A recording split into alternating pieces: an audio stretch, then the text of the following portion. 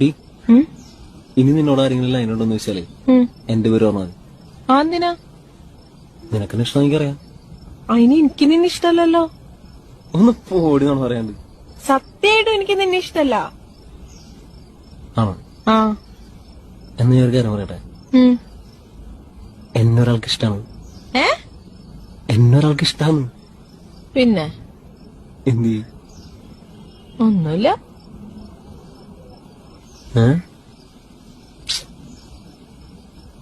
നിനക്ക് നീ കുഴപ്പമുണ്ടോ? എനിക്കെന്ത് കുഴപ്പം? കുഴപ്പമില്ല.